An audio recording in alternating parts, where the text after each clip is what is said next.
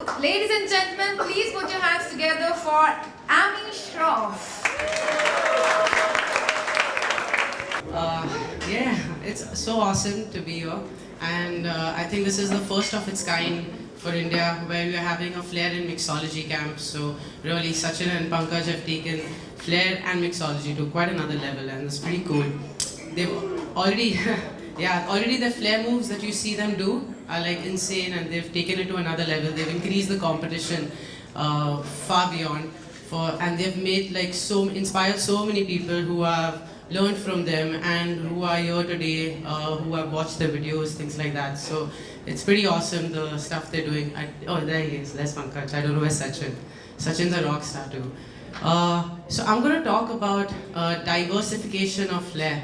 And for that, I'm going to speak a little bit about the juggling arts and the circus arts, and perhaps how old Flair is. It's about a couple of decades. Perhaps the 80s is a lot of decades. Perhaps the 80s is when they came, it sort of originated. But juggling arts have been existing for centuries, and there have been a variety. There's been a level of inspiration that has been derived from the juggling arts into Flair, and vice versa as well, from Flair into the juggling arts too. So when you see the juggling arts, there are a variety of props that you have. It's not just juggling balls, and there are a variety of styles of doing it. There's poi, and various of these different styles can also be incorporated in the bar if you're creative, because again, Flair, even mixology, there are no rules for it. It's a creative area of exploring that each one can add and bring their own personality, their own expertise, their own some X factor to the table, and each one has their own. You might be a brilliant artist and might paint very well, and that skill can be incorporated in the bar as well when you're making a signboard, or you're helping with marketing, or it just helps your visual thinking in a different way. Any skill set. I went rock climbing. Rock climbing has helped me understand balance in a more experiential level than I have before.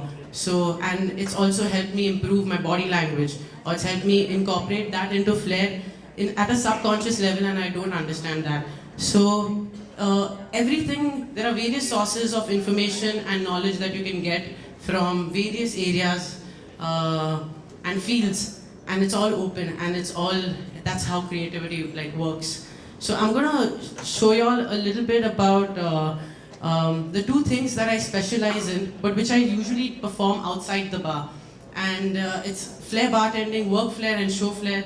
I do it behind the bar while making cocktails, and again, depending on how busy the bar is, that's how many moves you add before you do your pour and before you pop your ice in. But these are two acts that I do outside the bar, and they can also be incorporated in Flair bartending. For example,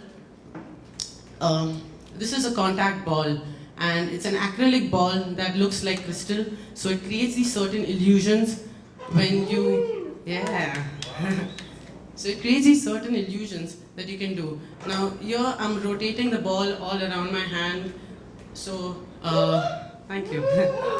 Yeah. So, but there are certain moves that you could do depending on what the purpose is that you're going to take next. For example, you have a certain shaker, which I don't have right now, but you have a certain shaker that has a rubber lining on the top of it. Now this fits on the top of that shaker as its cover instead of the other smaller glass. So if you have a shaker, and just imagine a rubber lining on the top, and I pick up the ball, and I don't rotate it all around like doing these kind of moves which are known as rolls. I in fact do isolations, the moves where you're holding the ball in one spot only perhaps, but you're still like doing something with it. And this is what contact juggling is all about. It's maintaining contact with the object while still juggling the object. And like this, perhaps you could just have it come on the top of the shaker, and thereafter you shake with it. So this can be used as a top of a shaker. You could use the same moves with an orange perhaps, and have the same thing going, before you place the orange and decide to cut it. So there are various props that we use in the bar, and a variety of most of our moves that you've seen have been with bottles and shakers, and largely it's always been these two objects. but there are a variety of things that we can juggle with. Right from your knife, making it a little dangerous, to your straw of just twirling it around and dropping it into a glass. How you flip your Hawthorne shaker and maybe make it land on your Hawthorne strainer and make it land on your shaker. So there are your napkins, you can turn it into two poise and do your poi moves with your napkins. So it's all interchangeable and it's all interconnected. And the same thing can also be incorporated with your mixology when it comes to experimenting and creating recipes. There are been a variety of classic cocktails that have been created, especially way back in the past, many decades ago. Now you have innovative mixology also coming up with all sorts of flavors and styles and different creations and ways to present your drink. The garnish, like you said, is so important. But the garnish can be your glass, the garnish can be flair, the garnish can be just your personality. It can, what your visual element is depends upon what you find most visually attractive. Yeah, so this is pretty much it. And in mixology also, it's all interconnected. My creativity in mixology has helped me in Flair. My creativity in Flair has helped me in mixology. I'm going to just speak a little bit about fire flaring, especially because it's not exactly Flair bartending per se, because you don't have to do it behind the bar. It's not in the process of bartending. But it's done with Flair moves, which are also used in Flair bartending. So therefore, there is a connection to it, and it's fire bottle juggling is what you're basically doing.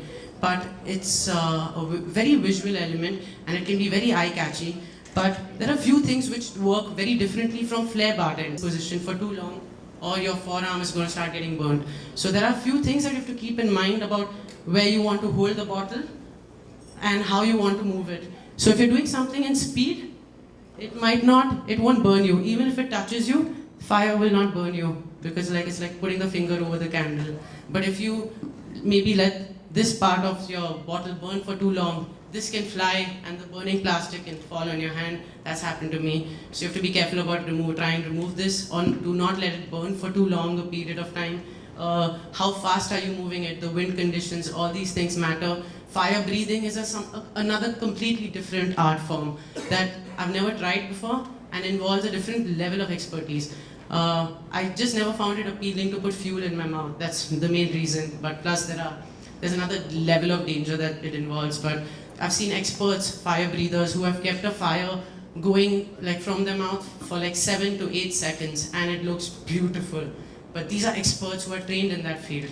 So if you want to incorporate it, it's all open and it's experimental, and everything can be questioned. The rules that have been established, the things that have already been defined, can be redefined also. So yeah, it's all open is what I would say, and it's diverse. So yeah, thank you.